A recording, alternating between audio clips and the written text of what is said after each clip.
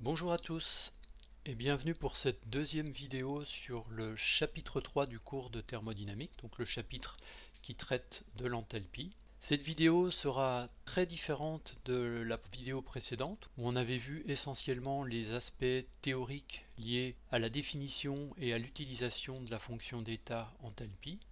Dans cette vidéo, on se consacrera essentiellement aux applications à travers les turbines à gaz.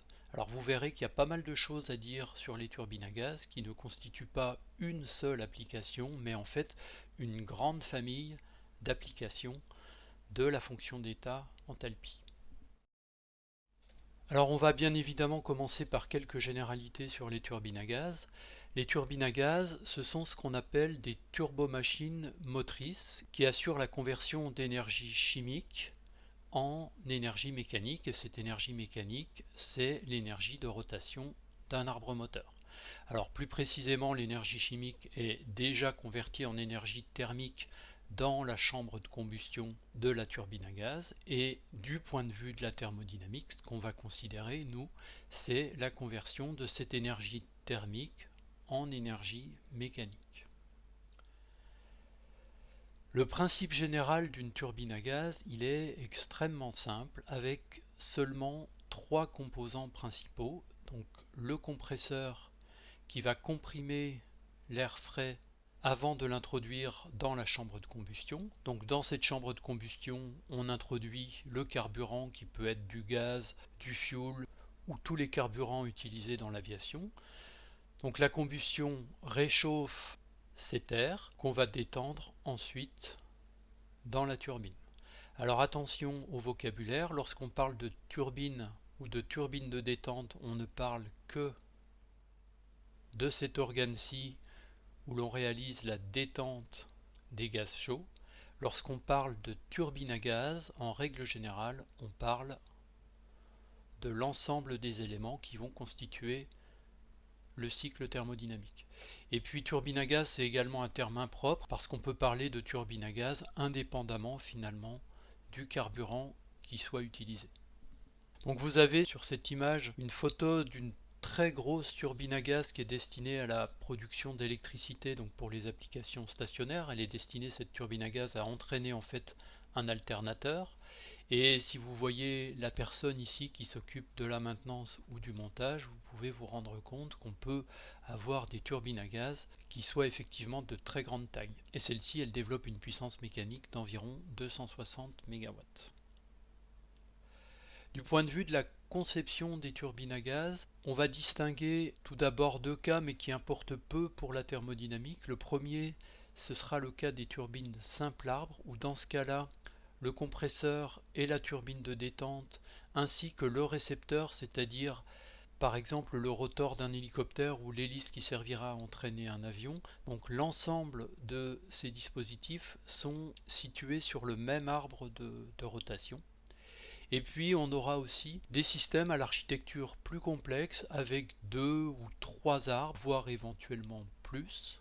L'un des arbres servant forcément à entraîner le compresseur et l'un des autres arbres servant à entraîner le récepteur. Vous trouverez dans la description un lien vers une autre vidéo qui vous explique comment fonctionne et comment est fabriqué un turbomoteur récent destiné à l'entraînement du rotor des hélicoptères, où vous pourrez vous rendre compte de la complexité de ces dispositifs.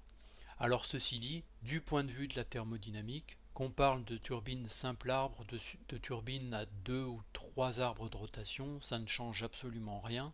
Le cycle thermodynamique restera dans tous les cas le même. Donc avant de parler du cycle thermodynamique, on va dire un mot tout de même des applications. Il y a déjà deux grandes familles d'applications, suivant les cas où on va chercher à valoriser l'énergie mécanique sur l'arbre, ou les cas où on cherchera à valoriser l'énergie cinétique des gaz après leur détente. Donc ce dernier cas correspondra évidemment aux applications de type turboréacteur. On y viendra tout à l'heure, mais en ce qui concerne la valorisation de l'énergie mécanique sur l'arbre, il y a cette fois-ci trois grandes familles de cas. Le premier, ce sera celui des turbopropulseurs. Les turbopropulseurs, ils sont utilisé dans le transport aérien, et la détente des gaz chauds, on va l'utiliser intégralement ou quasi intégralement pour entraîner l'hélice qui elle-même va servir à entraîner l'appareil. Donc ici vous avez une photo du turbopropulseur TP400D qui équipe l'A400M, donc il y a 4 moteurs de ce type-là sur un A400M, donc pour les applications militaires. Chacun de ces 4 turbopropulseurs développant une puissance d'environ 8,2 MW. Et quand on dit que la détente des gaz est quasi intégralement transformée en travail mécanique, c'est parce que dans certains cas, la vitesse d'éjection des gaz peut malgré tout rester suffisante pour participer dans une certaine mesure à la poussée de l'appareil. Mais ce sera pour une quantité qui reste négligeable face à la force de propulsion de l'hélice. Ensuite, on parlera des turbomoteurs lorsque la turbine à gaz est destinée à entraîner par exemple le rotor d'un hélicoptère. Mais il y a aussi d'autres applications comme par exemple la propulsion des trains, des chars d'assaut, même si ça reste moins fréquent à l'heure actuelle. Et puis on a vu quelques exemples de véhicules, de voitures qui étaient entraînés par des turbines à gaz. Alors les turbines à gaz, d'une manière générale, elles sont mal adaptées à la traction automobile pour plusieurs raisons. La première d'entre elles, c'est qu'une turbine à gaz a une certaine inertie qui n'est pas compatible avec les capacités d'accélération qu'on demande aux véhicules automobiles. La deuxième, c'est que la turbine à gaz va avoir une plage de fonctionnement qui sera relativement réduite par rapport à celle d'un moteur à combustion interne, qui peut avoir une plage de fonctionnement en termes de vitesse de rotation qui est beaucoup plus élevée qu'une turbine à gaz. Et puis la troisième, c'est que les turbines à gaz, c'est des engins qui sont relativement bruyants, et pour les applications automobiles, ça va poser des gros problèmes en termes de confort d'utilisation.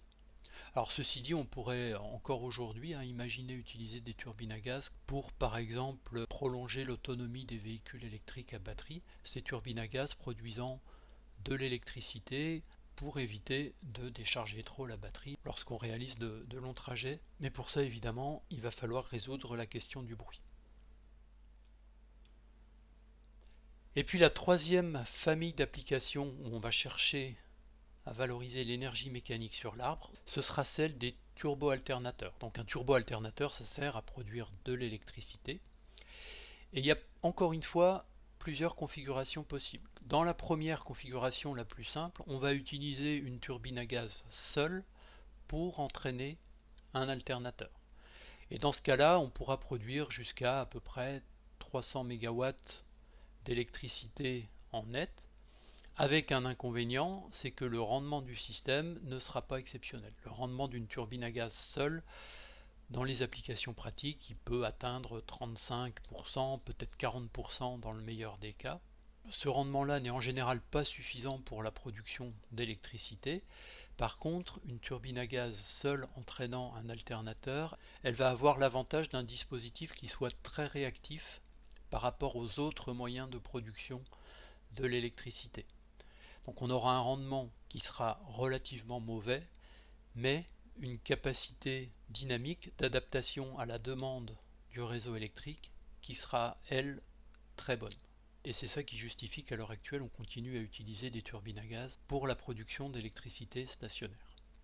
Alors pourquoi est-ce que le rendement d'une turbine à gaz seule n'est pas bon? Eh bien pour l'essentiel, parce que les gaz d'échappement sortent encore très chauds de la turbine de détente. Et l'idée donc pour améliorer le rendement va être de récupérer la chaleur des gaz d'échappement. Donc il y a deux manières de faire. La première manière, c'est d'utiliser ces gaz d'échappement pour produire de la chaleur et alimenter des dispositifs de chauffage. C'est ce qu'on appelle la cogénération. Typiquement, c'est quand on va placer une turbine à gaz sur un réseau de chauffage urbain, par exemple. Alors il y a aujourd'hui des turbines à gaz sur la plupart des réseaux de chauffage urbain. Lorsqu'il y a une forte demande d'électricité sur le réseau électrique, par exemple en hiver, l'opérateur du chauffage urbain va alimenter cette turbine à gaz pour produire de l'électricité, mais en parallèle, les gaz d'échappement vont être valorisés sous forme de chaleur qui va être introduite dans le réseau de chauffage urbain. Et dans ce cas-là, on peut avoir un rendement global, si on prend en compte la chaleur et l'électricité, qui sont cette fois-ci les deux énergies utiles produites par la turbine à gaz, on peut avoir un rendement global qui dépasse largement les 80%. Les turbines à gaz utilisées en cogénération restent utilisées relativement rarement, et puis de toute façon la cogénération n'a de sens qu'en hiver lorsqu'il y a un besoin de chaleur pour le chauffage des bâtiments, ou éventuellement dans quelques cas particuliers pour des besoins industriels. Mais si on veut aller un cran plus loin, ce qu'on va faire, c'est utiliser ce qu'on appelle des cycles combinés. Un cycle combiné, c'est en fait une installation dans laquelle on va trouver deux cycles thermodynamiques. Donc le cycle de turbine à gaz qui va entraîner un alternateur, comme dans le cas des turbo-alternateurs classiques, mais également un cycle avec une turbine à vapeur où la chaleur sera produite par les gaz d'échappement de la turbine. Et donc cette vapeur, elle va être détendue dans une deuxième turbine, une turbine à vapeur. Ensuite, elle va être condensée pour être de nouveau réchauffée par la chaleur des gaz d'échappement. Et ce deuxième cycle thermodynamique va participer à la production d'électricité.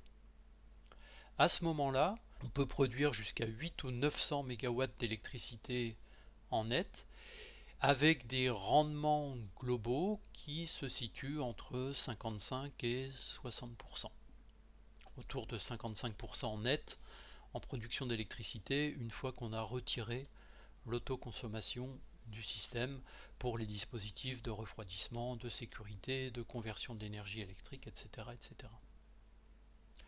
Donc les cycles combinés turbine à gaz plus turbine à vapeur, c'est actuellement les moyens les plus performants dont on dispose pour produire de l'électricité en termes de rendement à partir d'énergie thermique. On ne sait pas faire mieux pour produire de l'électricité à partir d'énergie thermique. Et comme pour toutes les applications des turbines à gaz, les cycles combinés, ils ont en plus la capacité d'être relativement réactifs, c'est-à-dire qu'on peut les mettre en marche ou les arrêter relativement rapidement en fonction de la demande d'électricité sur le réseau. Alors évidemment, il y a bien quelques inconvénients, en particulier le gaz, c'est une énergie fossile dont la combustion produit du dioxyde de carbone, donc un gaz à effet de serre, et d'autre part, le gaz lui-même est une énergie relativement chère, et puis les centrales à gaz à cycle combiné sont relativement complexes et donc restent des installations qui elles-mêmes sont également assez chères. Et puis maintenant, lorsqu'on cherche à valoriser l'énergie cinétique des gaz, donc là on va parler des turboréacteurs. Donc un turboréacteur fonctionne exactement comme une turbine à gaz, sauf que on ne va pas avoir de récepteurs sur l'arbre de rotation. On ne va pas avoir de dispositif sur l'arbre de rotation qui soit destiné à valoriser l'énergie mécanique produite, autre bien sûr que le compresseur, mais le compresseur n'est pas là pour valoriser l'énergie mécanique produite, il est là simplement pour comprimer les gaz en entrée de l'appareil. Les premières générations de turboréacteurs ont été des turboréacteurs simple flux. Ils ont l'avantage d'être légers, mais ils sont très bruyants, peu efficaces et ils ne sont quasiment plus utilisés. Pourquoi est-ce que les turboréacteurs simple flux sont peu efficaces? Tout simplement parce que un turboréacteur simple flux va éjecter des gaz à très grande vitesse et l'énergie cinétique communiquée au gaz chaud à la sortie du dispositif, cette énergie cinétique en fait elle est perdue et donc elle va impacter négativement le rendement du dispositif. C'est pour ça qu'aujourd'hui on utilise plutôt des réacteurs double flux. Alors on y reviendra sur la diapositive suivante. Avant ça, je vous montre un éclaté d'un réacteur qui est relativement ancien, c'est un Pratt & Whitney J57. Ce réacteur-ci, en fait, il a accompagné l'essor de toute l'industrie aéronautique américaine. Il a été utilisé sur des quantités d'appareils, que ce soit pour des applications civiles ou des applications militaires. Et Pratt & Whitney en aurait produit plus de 21 000 exemplaires entre 1951 et 1965. Et on peut se rendre compte sur cette maquette qu'il s'agit en fait d'un dispositif qui est vraiment relativement simple dans son principe, comme toutes les turbines à gaz, avec les différents étages de compression, la chambre de combustion, les turbines de détente ou les différents étages de la turbine de détente qui sont visibles ici, et puis le tout étant relié par un arbre de rotation unique. Alors pourquoi est-ce qu'il y a différents étages de compression? Donc ici on peut en compter plus d'une dizaine. C'est simplement parce que ces machines-là, qui sont des machines axiales, alors on parle de machines axiales lorsque l'air circule dans la même direction que l'arbre de rotation, chacun de ces étages de compression ici ne va pouvoir augmenter la pression de l'air que d'une valeur relativement faible. Et ce qu'on cherche à avoir entre l'entrée du compresseur et la chambre de combustion, c'est un rapport de pression qui soit de l'ordre de 10, voire parfois plus. Et ça ne peut pas se faire sans accumuler plusieurs étages de compression. Pour la turbine, par contre, on aura en règle générale beaucoup moins d'étages de détente, et encore moins dans le cas d'un turboréacteur, où là, on va chercher à valoriser essentiellement la vitesse d'éjection des gaz.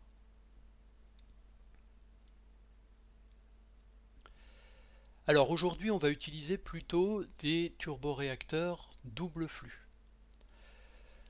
Les turboréacteurs double flux permettent d'améliorer considérablement le rendement des systèmes. Alors pourquoi? Parce que la poussée d'un réacteur, alors là c'est de la mécanique, la poussée d'un réacteur, elle dépend de la quantité de mouvement des gaz qui sont éjectés. Donc la quantité de mouvement, c'est le produit entre la masse et la vitesse moyenne des gaz.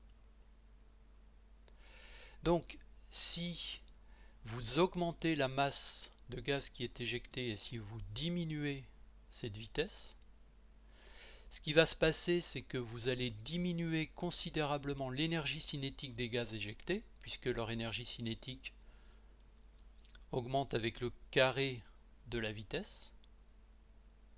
Donc vous allez diminuer la quantité d'énergie perdue, parce que l'énergie cinétique communiquée au gaz est perdue, mais vous allez garder la même poussée, si la quantité mv reste constante et que vous diminuez v et que vous augmentez m.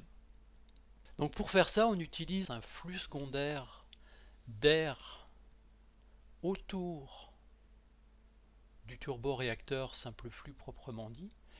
Et pour générer ce flux secondaire, on utilise une grosse hélice carénée qu'on appelle le fan. Mais la différence entre un turbopropulseur et un turboréacteur double flux, c'est que ce flux d'air secondaire, il va circuler à l'intérieur de la nacelle du réacteur. Mais sur le principe, on peut très bien considérer un turboréacteur double flux comme étant en fait un turbopropulseur avec une hélice et un flux d'air qui soit contenu dans la nacelle du réacteur. Donc le principe est extrêmement simple, le flux secondaire en fait, il va contribuer très majoritairement à la poussée du réacteur, de l'ordre de 80 voire des fois 90%, en tout cas pour les applications subsoniques. Et puis ce qu'on appelle le taux de dilution, c'est-à-dire le rapport de masse entre le flux secondaire et le flux primaire, ce taux de dilution, il va atteindre entre 5 et 10. Donc si vous avez un taux de dilution de 10, ça veut dire qu'à la sortie du réacteur, vous avez 90% du flux de gaz qui provient du flux secondaire et seulement 10% qui provient du flux primaire.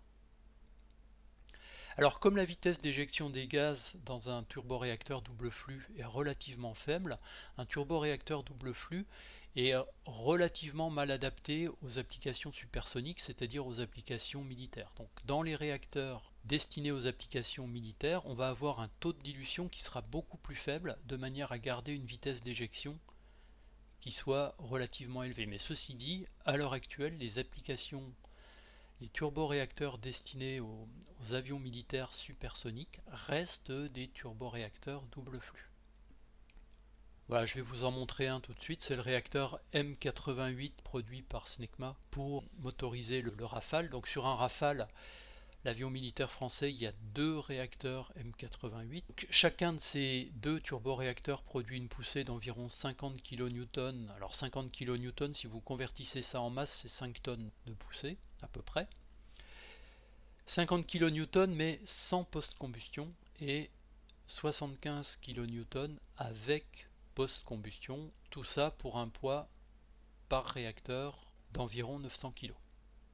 Donc le principe de fonctionnement est exactement le même que pour tout réacteur double flux, sauf que le flux secondaire est beaucoup plus faible que le flux primaire. Et puis s'agissant d'une application militaire ou d'une application supersonique, aujourd'hui ça veut dire la même chose, il n'y a pas d'avion civil, il n'y a plus d'avions civils supersoniques, on a un dispositif supplémentaire qui est la post-combustion. Alors la post-combustion en fait c'est très simple, ça consiste à réchauffer les gaz dans la tuyère qui sont encore très riches en oxygène, à les réchauffer par l'intermédiaire d'injecteurs supplémentaires. Donc il n'y a pas de dispositif mécanique, il n'y a pas de dispositif rotatif, on réinjecte juste du carburant qu'on enflamme dans la tuyère à la sortie de la turbine à gaz. Donc ça a pour effet immédiat de réchauffer les gaz, donc d'augmenter leur volume, donc d'augmenter leur vitesse d'éjection, donc d'augmenter la poussée du turboréacteur. Alors par contre, en termes d'efficacité, l'impact est catastrophique. Vous voyez ici que le turboréacteur M88 sans post-combustion, il produit 50 kN en consommant à peu près 4 tonnes par heure de carburant, mais avec la post-combustion, vous passez à seulement 75 kN de poussée, donc vous faites plus 50% sur la poussée, mais vous faites x3 en termes de consommation parce que vous consommez cette fois-ci 12 tonnes par heure de carburant. Un Rafale va embarquer à peu près 4,7 tonnes de carburant en interne, donc dans les réservoirs qui sont à l'intérieur de l'avion, et puis jusqu'à 6,7 tonnes de carburant dans les réservoirs externes. Les réservoirs externes, donc ce sont les gros réservoirs qu'on peut voir parfois sous les ailes de l'appareil. Je vous montrerai une photo sur la diapositive suivante. Ça vous permet de vous rendre compte que un seul des réacteurs M88 serait capable de brûler les 4,7 tonnes de carburant compris dans les réservoirs internes de l'appareil en à peu près 20 minutes, avec une consommation de 12,7 tonnes par heure. Mais sachant qu'il y a deux réacteurs M88 sur un Rafale, lorsque le carburant est embarqué uniquement en interne, l'autonomie de l'appareil elle ne serait que de 10 minutes. Et si vous mettez deux réservoirs de carburant externes, à ce moment-là, votre autonomie elle va passer à 25 minutes. 25 minutes de vol en utilisant la post-combustion. Donc ça permet de se rendre compte que la post-combustion, c'est vraiment une phase de fonctionnement qui est rarement utilisée. Alors elle est utilisée typiquement au décollage, lorsque l'appareil veut accélérer rapidement et lorsqu'on cherche à atteindre des vitesses supersoniques. Et d'ailleurs à ce titre-là, le Rafale est un des rares avions au monde qui soit capable de voler à des vitesses supersoniques sans post-combustion. C'est ce qu'on appelle la supercroisière. Et sur cette photo, donc, vous avez une image d'un Rafale Marine au décollage, donc probablement sur le porte-avions Charles de Gaulle. On voit bien que la post-combustion ici est allumée. Quand un avion militaire allume la post-combustion, ça se traduit toujours par cet effet chalumeau, donc les longues flammes à la sortie des tuyères. Les réservoirs de carburant externes dont je vous parlais tout à l'heure, c'est ces gros dispositifs plus ou moins cylindriques qu'on voit ici sous les ailes, ce n'est pas de l'armement, ce sont les réservoirs de carburant externes. Et puis pour revenir aux applications civiles, sur cette photo-là, vous avez un des turboréacteurs Rolls-Royce Trent 900 qui est utilisé sur l'A380, sur l'Airbus A380. Donc en termes de taux de dilution, ça n'a absolument rien à voir avec ce que vous pouvez avoir sur un Rafale. Ici, on est sur un taux de dilution qui est compris entre 8,5 et 8,7, alors que pour le réacteur M88, le taux de dilution n'était que de 0,3. Et en termes de poussée, ça n'a rien à voir non plus, puisque la poussée d'un réacteur civil tels que ceux qui sont utilisés sur l'Airbus A380, elle est de l'ordre de 340 à 370 kN, c'est-à-dire de 34 à 37 tonnes, sachant qu'il y a 4 réacteurs de ce type-là sur un Airbus A380. Les présentations étant maintenant faites, on va passer à la description du cycle thermodynamique des turbines à gaz et des turboréacteurs qu'on appelle le cycle de Breton-Joule.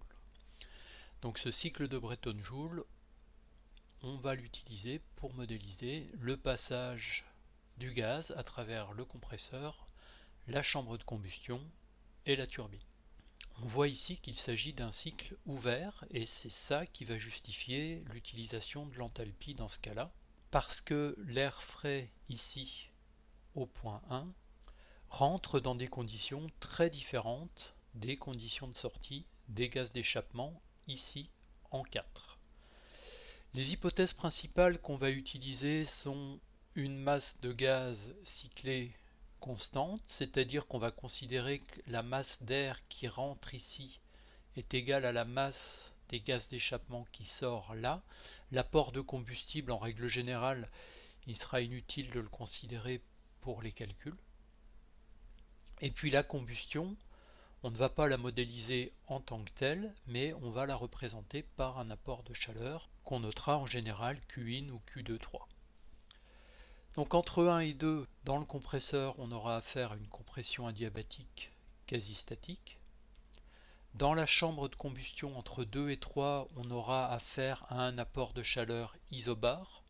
C'est important de bien noter que cet apport de chaleur sera effectivement isobar, ce qui signifie qu'entre le point 2 et le point 3, l'écoulement du gaz à travers la chambre de combustion sera supposé sans perte de pression. Mais en aucun cas il ne peut s'agir d'un apport de chaleur isovolume, puisque cet apport de chaleur va se traduire par une dilatation importante du gaz. Et ce, même si le volume de la chambre de combustion ne change pas. Le système qu'on étudie, c'est le gaz qui circule, ce n'est pas la chambre de combustion. De 3 à 4, dans la turbine, on aura affaire, comme d'habitude et sans surprise, à une détente adiabatique quasi statique. Et puis dans certains cas, mais ça reste des cas exceptionnels, on peut modéliser le cycle de Breton-Joule en l'analysant comme un cycle théorique fermé. Ça correspondrait par exemple au cas où l'apport de chaleur entre 2 et 3 ne se fait pas par l'intermédiaire d'une combustion, mais par un apport de chaleur extérieure dans un échangeur, techniquement parlant. Et le refroidissement des gaz entre 4 et 1 serait réalisé également dans un échangeur de chaleur. Dans les deux cas, un échangeur de chaleur, ça fonctionne de façon isobar comme une chambre de combustion, et l'échangeur de chaleur en sortie de 4 à 1 fonctionnerait également de manière isobar. Si bien que le cycle complet correspond à ceci dans un diagramme de Clapeyron, donc en diagramme PV.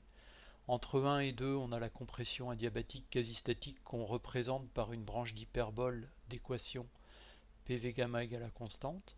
Entre 2 et 3, on a l'apport de chaleur isobar qu'on représente tout simplement par un segment de droite. Entre 3 et 4, on a la détente quasi-statique adiabatique dans la turbine.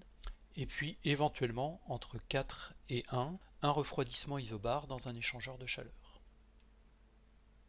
Une fois qu'on a défini le cycle thermodynamique, c'est très facile de déterminer le rendement théorique. Le rendement thermodynamique théorique, comme tous les rendements, c'est le rapport entre une quantité utile et une quantité payée. Donc ici, la quantité utile, c'est le travail net qu'on va récupérer sur l'arbre. Et la quantité payée, c'est la chaleur qu'on apporte au cycle entre 2 et 3. Pour faciliter les calculs, le travail net ou l'opposé du travail net, on pourra dire qu'il est donc égal à W étoile entre 1 et 2 plus W étoile entre 3 et 4, donc le tout avec un signe moins si on considère l'opposé du travail net. Et puisque sur le cycle, on pourra écrire que tous les échanges d'énergie sont nuls, c'est-à-dire que W étoile entre 1 et 2 plus W étoile entre 3 et 4 plus Q2 3 plus Q4 1, cette somme-là est nulle. Et puisque les échanges globaux d'énergie sont nuls sur le cycle, on pourra remplacer le travail net ici, c'est-à-dire moins W étoile 1, 2 moins W étoile 3, 4 par Q2, 3 plus Q4, 1. Alors cette transformation-là, elle sert simplement à nous faciliter les choses pour l'étape suivante lorsqu'on va introduire les températures. Du coup, en supposant que la masse cyclée est constante et que la capacité calorifique à pression constante du gaz reste la même en tout point du cycle, on pourra exprimer le rendement en fonction uniquement des températures. Donc Q2,3 c'est MCP T3-T2, mais on ne gardera que T3-T2. Q4,1 c'est MCP T1-T4, mais on ne gardera que T1-T4, et Q2,3 ici c'est de nouveau T3-T2. Puisque T3-T2 ou Q2,3 apparaît deux fois au numérateur et au dénominateur, on pourra écrire ce rendement comme étant égal à 1 moins T4-T1 sur T3-T2. Et puis pour aller un cran plus loin, c'est-à-dire pour faire apparaître le rapport des pressions qu'on notera petit r, on utilisera l'une des trois relations qu'on utilise habituellement sur les adiabatiques quasi-statiques. Donc ici on choisira T gamma P1 moins gamma égale à constante, ce qui permettra d'écrire T4 comme étant égal à T3 fois R1 moins gamma sur gamma, sachant que cette quantité petit r, elle est ici égale au rapport entre P3 et P4. Et dans le cas de T1, on écrira que T1 est égal à T2 fois R exposant 1 moins gamma sur gamma, le petit r étant égal au rapport P2 sur P1. Et on voit ici que le rapport P2 sur P1 est égal au rapport P3 sur P4, puisque les deux segments de droite ici sont parallèles. Donc grâce à ça, on arrive à cette expression du rendement théorique du cycle de Breton-Joule, donc du rendement théorique des turbines à gaz. Ce rendement théorique est égal à 1 moins R exposant 1 moins gamma sur gamma. Donc le rendement théorique du cycle de Breton-Joule ne dépend en pratique que du rapport de pression. Et ce rapport de pression, il va varier entre 11 et 25 environ dans la réalité. Et en ce qui concerne les exercices ou les applications numériques qu'on fera nous, le rapport de pression, on le prendra toujours un petit peu plus faible, parce que sans ça, on aurait des valeurs de température des gaz qui seraient un petit peu trop élevées pour rester cohérentes avec ce qu'on trouve dans les turbines à gaz réelles. Et enfin, pour terminer, il faut noter que le rendement du cycle de Breton-Joule, il sera nécessairement, dans tous les cas, inférieur au rendement de Carnot. Parce que le rendement de Carnot, on l'a vu rapidement au chapitre 2, c'est le meilleur rendement possible que l'on puisse obtenir avec un cycle thermodynamique qui convertit de l'énergie thermique en énergie mécanique. Donc si on calculait le rendement de Carnot théorique qu'on pourrait obtenir avec la température maximum du cycle au point 3 et la température minimum au point 1, on s'apercevrait que ce rendement de Carnot est meilleur que le rendement du cycle de Breton-Joule. Alors on va voir un exemple de calcul concret. On nous dit qu'une turbine à gaz est conçue de telle sorte que la température à l'entrée de la turbine de détente atteigne 1100 Kelvin et que la pression atteigne 6 bars lorsque cette turbine à gaz aspire de l'air à 300 Kelvin et 1 bar, donc ici au point 1. On nous demande d'indiquer la pression et la température aux 4 points caractéristiques du cycle. On nous demande de déterminer la chaleur fournie par le brûleur ou dans la chambre de combustion par kilogramme d'air. On nous demande de calculer le travail de compression, alors qui est un travail utile, je le rappelle, W étoile. Le travail de détente entre 3 et 4 ou W étoile D, de nouveau c'est un travail utile. On nous demande d'en déduire le travail net ainsi que le rendement théorique de la turbine. Tout ça avec un CP de l'air qui vaut 1025 joules par kilo et par Kelvin et un gamma qui vaut 1,4. Donc le premier point du cycle, c'est le point 1 pour lequel on nous donne dans l'énoncé une pression de 1 bar et une température de 300 Kelvin. Le deuxième point du cycle, c'est le point à la sortie du compresseur ou à l'entrée de la chambre de combustion. Donc on sait d'après l'énoncé que la pression est de 6 bars.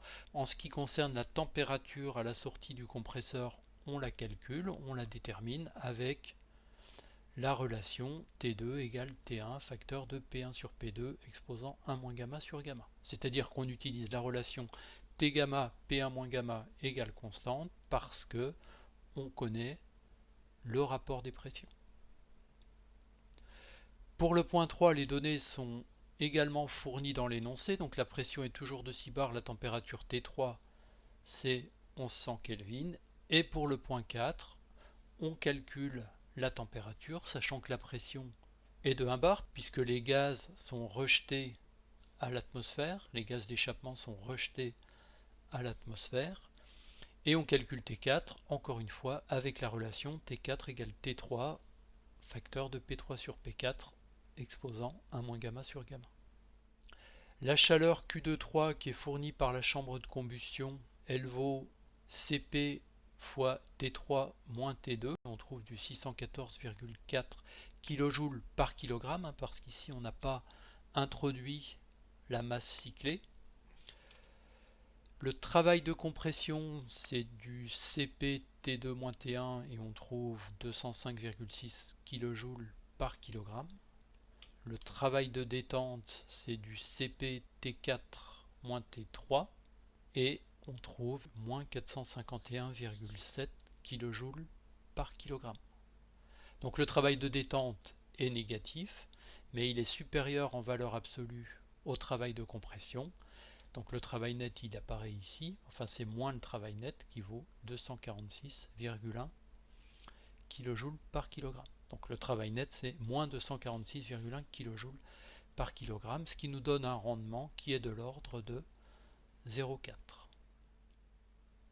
Évidemment, si on avait calculé le rendement directement à partir de la formule théorique qu'on a vue sur la diapositive précédente, on aurait retrouvé cette valeur de 0,4. Ce qu'on constate aussi, c'est que le travail de compression consomme en ordre de grandeur environ 50% du travail de détente. Alors ici c'est plus 40% que 50%, et puis sur une turbine à gaz réelle pour les applications pratiques ce sera plus 60% que 50%. Du coup le travail net disponible sur l'arbre, sur une turbine à gaz réelle, un système réel, ce travail net sera de l'ordre de 40%, voire parfois moins, du travail de détente. Et pour les calculs sur des cycles théoriques que nous allons faire nous, il faut vous attendre à avoir un travail net qui en valeur absolue soit de l'ordre de 50 à 60% du travail de détente. Voilà, donc on a fait un calcul de rendement avec un cycle de turbine à gaz dans sa configuration la plus simple. Ensuite, il faut savoir qu'il existe différentes stratégies pour améliorer ce rendement. On va en voir quelques-unes. La première d'entre elles concerne les turbines avec régénération ou avec régénérateur.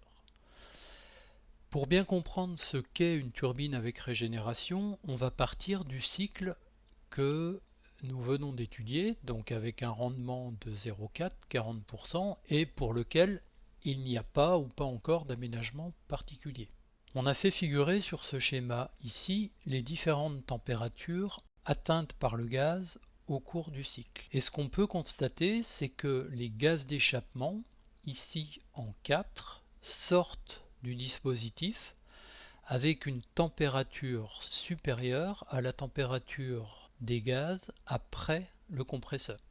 Et donc ce qu'on peut en déduire, c'est que s'il était possible de récupérer une partie de la chaleur contenue dans les gaz d'échappement pour la fournir au gaz en sortie compresseur avant qu'il rentre dans la chambre de combustion, à ce moment-là, on économiserait une partie du combustible.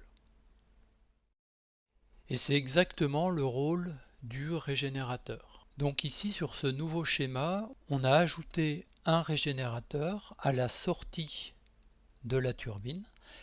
Ce régénérateur en fait c'est quoi? C'est un échangeur de chaleur qui va transmettre la chaleur des gaz d'échappement vers les gaz en sortie compresseur de manière à les réchauffer avant qu'ils arrivent dans la chambre de combustion. Donc ici, on va supposer qu'on a un échangeur parfait avec deux fluides identiques, c'est-à-dire que on va pouvoir réchauffer l'air qui sort du compresseur exactement jusqu'à la température des gaz d'échappement qui sortent de la turbine. C'est-à-dire qu'on va pouvoir faire passer leur température de 500,6 Kelvin à 659,3 Kelvin uniquement en récupérant la chaleur des gaz d'échappement de la turbine. Par conséquent, qu'est-ce qui va se passer?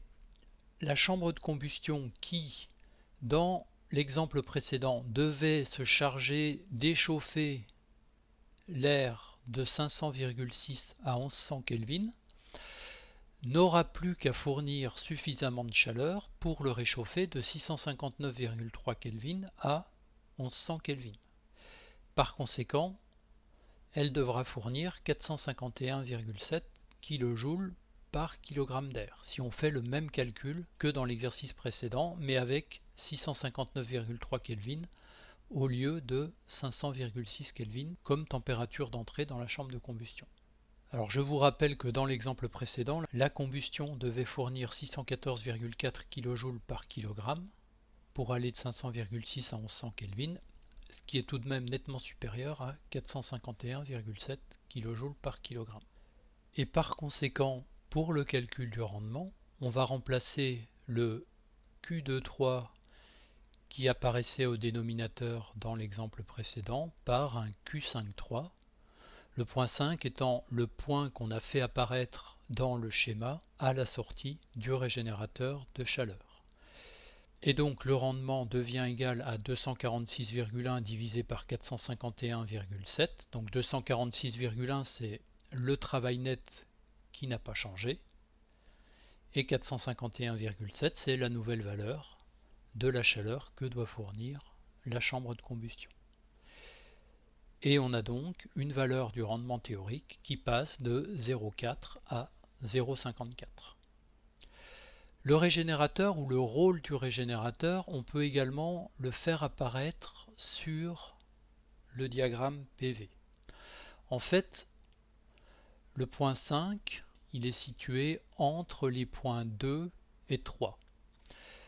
Le point 2 correspond à l'état du fluide à la sortie du compresseur. Le point 3 correspond à l'état du fluide à l'entrée dans la turbine. Le point 5 va correspondre à l'état du fluide à la sortie du régénérateur, à l'état de l'air à la sortie du régénérateur.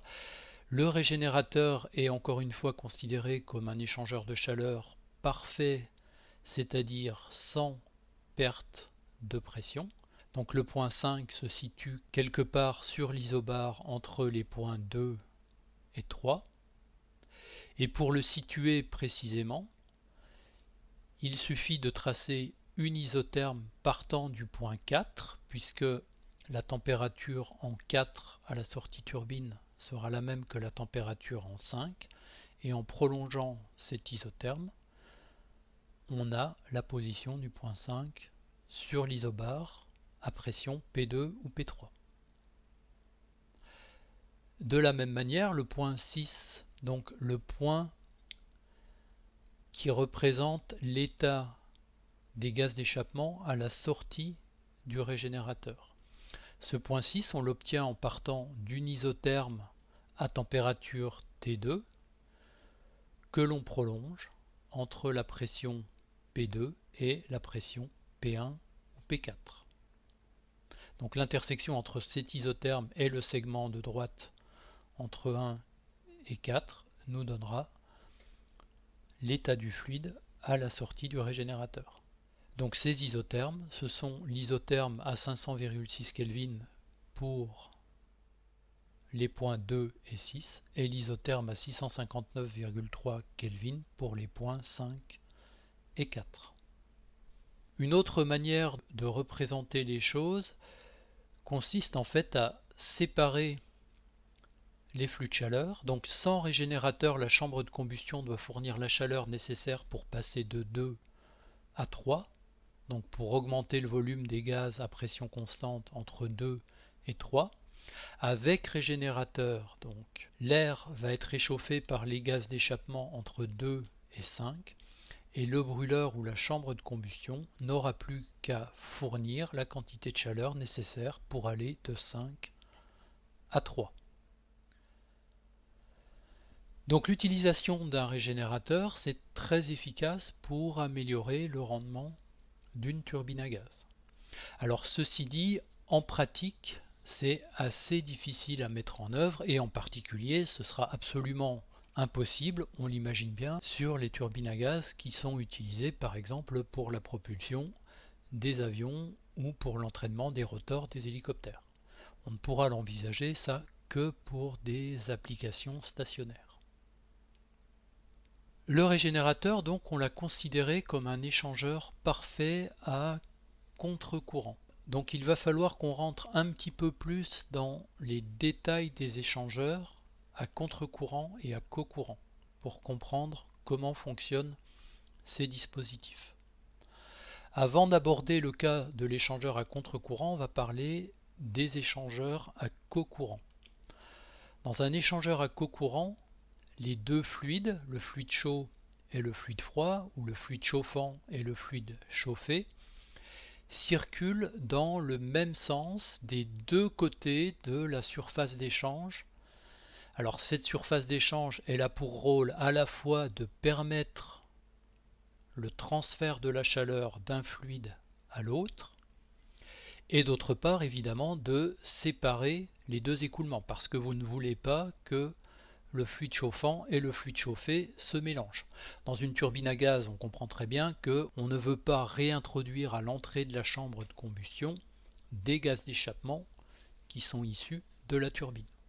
Donc on doit avoir un transfert de chaleur, mais pas de mélange des fluides ou pas de transfert de matière. Et donc, dans le cas d'un échangeur cocourant, si on suppose que la surface d'échange entre les deux fluides est infinie, à ce moment-là, forcément, les deux fluides vont ressortir de l'échangeur dans des conditions d'équilibre thermique, c'est-à-dire en fait à la même température. Ici sur ce schéma, j'ai supposé que la température de sortie des fluides était égale à la moyenne de leur température d'entrée. C'est évidemment un petit peu plus compliqué que ça, et on va le voir à travers un petit exercice sur la diapositive suivante. Et dans cet exercice, on nous demande de déterminer la température de sortie théorique des fluides en fonction de leur débit de capacité calorifique. Ce qu'on appelle le débit de capacité calorifique, c'est le produit entre le débit massique du fluide et sa capacité calorifique massique en joules par Kelvin et par kilogramme. Alors pour résoudre ceci, on va faire un bilan d'enthalpie, c'est-à-dire en fait un bilan de chaleur, puisque la seule énergie qui soit échangée, c'est la chaleur. On va diviser le système en deux sous-systèmes. Alors le système, ce sont les deux fluides qui circulent à travers l'échangeur. On aura un premier sous-système qui correspondra au fluide 1, ici le fluide chaud, et un deuxième sous-système qui correspondra au fluide 2, ici le fluide froid. Donc notre bilan de chaleur, puisque le système global est isolé, adiabatique, notre bilan de chaleur nous dit que Q.1 plus Q.2 est égal à 0. Pourquoi ça? Parce que la chaleur qui est perdue par le fluide chaud Q.1 est récupérée par le fluide froid Q.2. Et par conséquent, on aura bien Q.1 qui sera négatif et Q.2 qui sera positif. Attention, on ne considère pas des énergies, mais on considère des puissances, parce qu'on a ici un débit de matière en kilogrammes par seconde et pas une quantité de matière en kilogrammes. Mais ceci dit, à part ça, le calcul est exactement le même que si on raisonnait en énergie. Donc si on explicite les expressions de Q.1 et Q.2, Q.1 c'est égal à M.Cp pour le fluide 1, multiplié par la différence de température, donc la température finale moins sa température initiale. Q.2 va être égal au M.Cp du fluide 2, multiplié par la différence de température, Tf moins la température initiale du fluide 2. Les indices autour des produits M.Cp sont là par mesure d'économie pour éviter de mettre un indice petit 1 derrière le M point et un indice petit 1 derrière le Cp. Mais les débits massiques peuvent être différents d'un fluide à l'autre et les capacités calorifiques peuvent être également différentes. Mais en pratique, ce qui compte, c'est la valeur du produit. Et donc, à partir de ce bilan d'énergie, on peut très simplement en déduire une expression de la température finale. Elle sera donnée par M.Cp1 fois TI1 plus M.Cp2 fois TI2 divisé par la somme des débits de capacité calorifique. Et on comprend bien que si par exemple M.Cp1 est très grand devant M.Cp2, à ce moment-là, ce terme-ci va dominer. Les M.Cp2 fois TI2 vont devenir beaucoup plus faibles, voire négligeables, et par conséquent, la température de sortie Tf sera très proche de la température TI1. En fait, la température de sortie Tf, elle sera la plus proche de la température d'entrée du fluide ayant le plus grand débit de capacité calorifique, M.Cp. Donc ceci, c'est relativement facile à comprendre une fois qu'on a écrit le bilan de chaleur et qu'on a résolu cette équation. Les choses se compliquent un petit peu dans le cas des échangeurs à contre-courant. Dans un échangeur à contre-courant, les deux fluides vont circuler dans le sens opposé l'un de l'autre de chaque côté de la surface d'échange. Et le fluide qui aura le débit de capacité calorifique M.Cp le plus faible sera appelé le fluide limitant. Si l'échangeur de chaleur a une surface d'échange infinie de telle sorte qu'on ait des conditions d'équilibre thermique à l'une ou l'autre de ces extrémités, à ce moment-là, le fluide limitant va sortir à la température d'entrée de l'autre fluide. Mais l'autre fluide, en revanche, ne peut pas atteindre la température d'entrée du fluide limitant. Sinon, on ne respecterait pas le premier principe, ou bien on ne respecterait pas non plus les conditions de transfert de la chaleur qui va toujours des températures élevées vers les températures les plus faibles.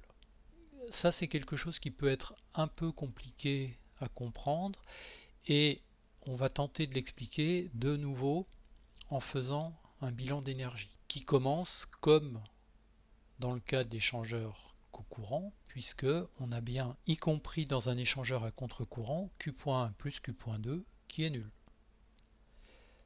La petite différence ici, c'est que la température finale des deux fluides n'est plus identique.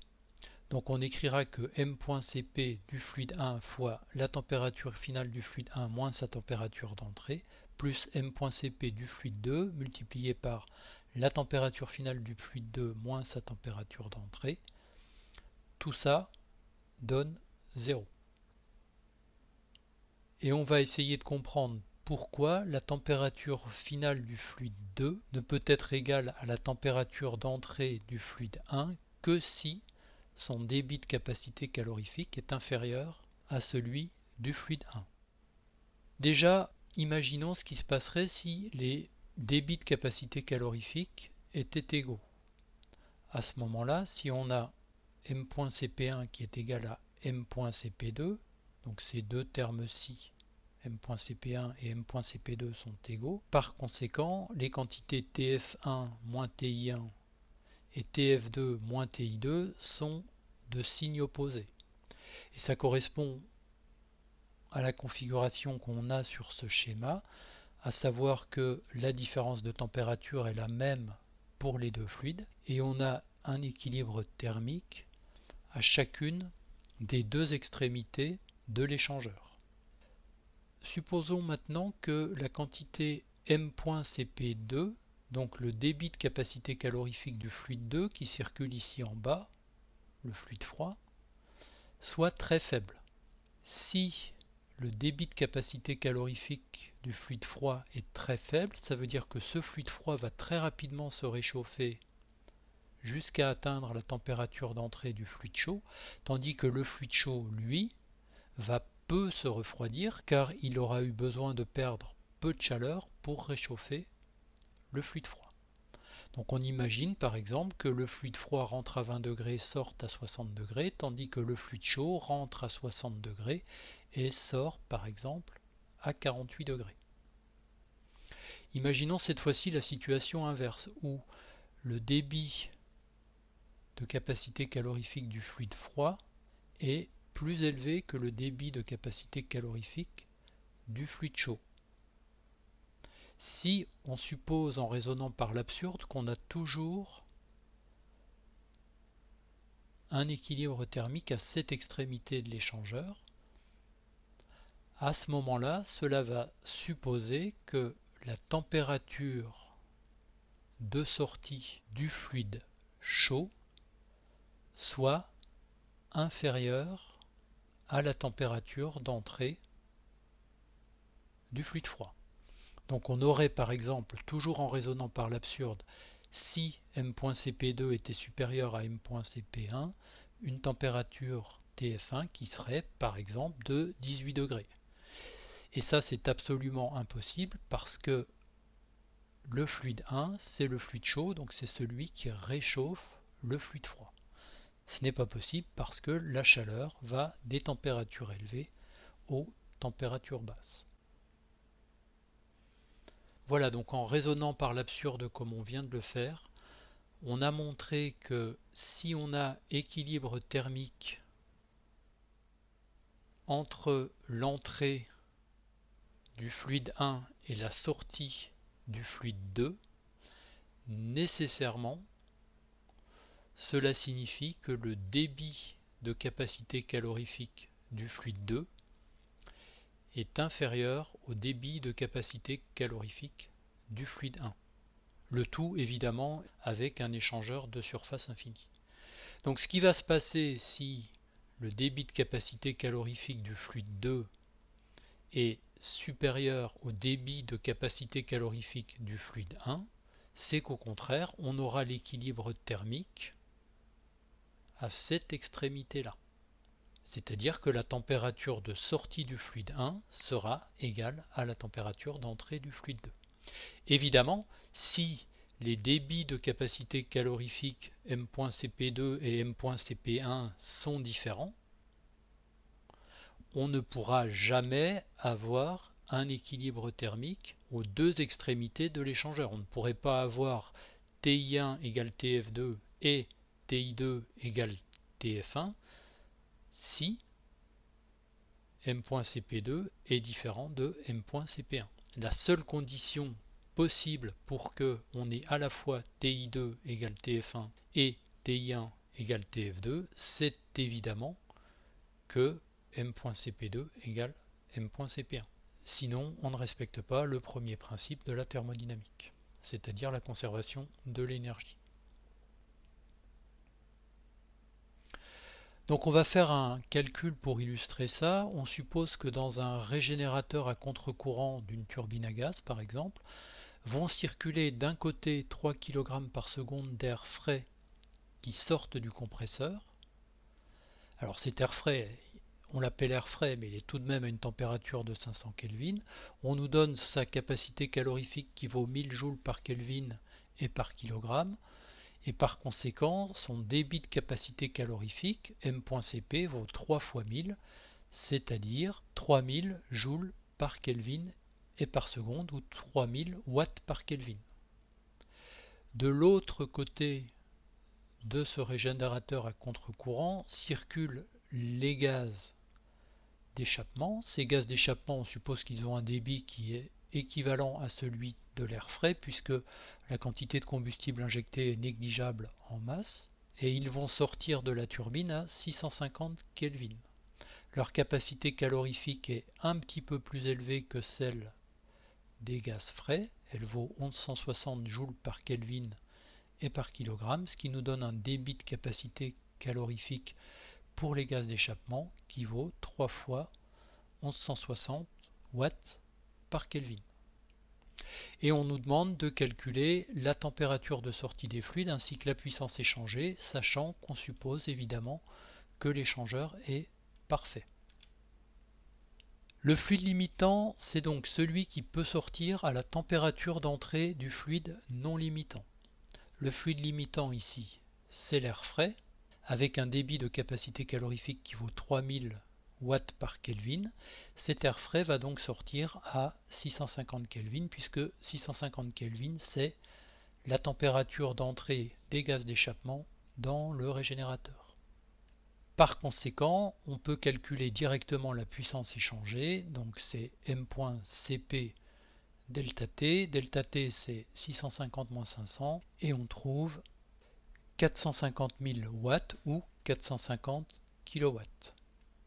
Il ne reste plus qu'à calculer le delta T ou la variation de température des gaz d'échappement.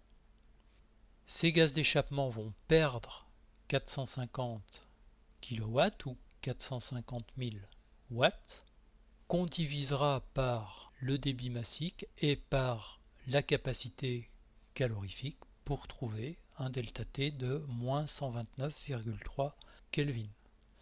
Donc les gaz d'échappement sortiront de l'échangeur à une température de 650 moins 129,3 égale 520,7 Kelvin.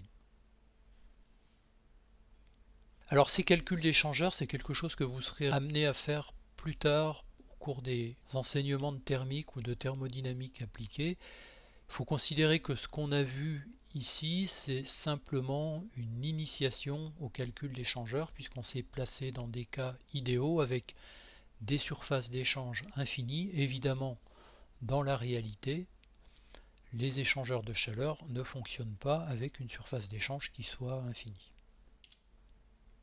Et puis il existe encore d'autres techniques ou d'autres méthodes pour optimiser les performances d'une turbine à gaz, et parmi celles-ci, il y en a une qui consiste à minimiser ou optimiser le travail du compresseur. Et pour optimiser le travail d'un compresseur, le principe général est assez simple, il s'agit en fait de le refroidir.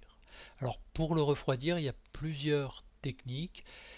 Il y en a une qui consiste à réaliser une compression étagée. Je vais vous montrer en quoi ça consiste sur la diapositive suivante. Il y en a d'autres qui consistent par exemple à injecter du liquide.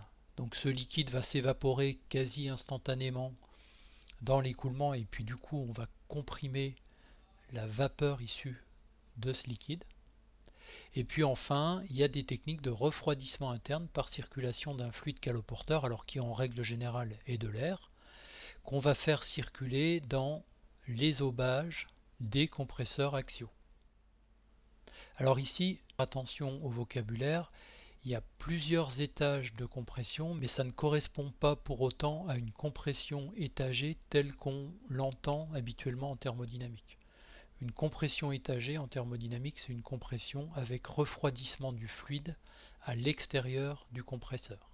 Ici, on a bien plusieurs étages de compression avec plusieurs machines axiales installées en série, mais on n'a pas de refroidissement de l'air entre ces étages de compression. Par contre, dans la très grande majorité des cas, les aubages du compresseur, comme de la turbine, sont refroidis par circulation interne d'air. La compression étagée, ça consiste à utiliser deux étages de compression, voire parfois plus, et entre les étages de compression, refroidir à l'aide d'un dispositif externe l'air ou les gaz jusqu'à une température qui idéalement sera la température d'entrée dans le premier compresseur. Alors ça se représente assez facilement dans le diagramme de Clapeyron, dans le diagramme PV. Vous avez ici la première compression supposée adiabatique quasi-statique, donc d'équation PV gamma égale à constante, qui va avoir pour effet d'augmenter d'une part la pression du fluide, mais d'autre part d'augmenter également sa température. Et le refroidissement qu'on suppose être un refroidissement à pression constante va avoir pour effet de ramener le fluide sur l'isotherme qui passe également par le point 1, ce qui correspond bien à une diminution de sa température. Et puis ensuite, on a la deuxième compression entre les points 3 et 4. Et on voit bien sur ce schéma que en ayant ajouté une compression étagée, on a en fait augmenté la surface totale décrite par le cycle, c'est-à-dire qu'en fait, on a augmenté le travail net fourni par le cycle. Et on pourra voir également en exercice qu'en plus on a amélioré le rendement du cycle. Et puis la dernière technique d'optimisation des turbines à gaz qu'on verra également en exercice consiste à faire en plus d'une compression étagée une détente étagée. Le principe de la détente étagée est à peu de choses près le même que la compression étagée, c'est-à-dire qu'on va avoir deux étages de turbine et entre ces deux étages, alors plutôt que de refroidir le gaz comme dans une compression, on va au contraire le réchauffer avec une deuxième chambre de combustion. La détente étagée, elle n'a pas vraiment pour effet d'améliorer le rendement du cycle, mais par contre, elle va permettre d'améliorer la puissance utile produite par la turbine à gaz. Mais tout ceci, on le verra mieux sous forme d'exercices et d'exemples d'applications.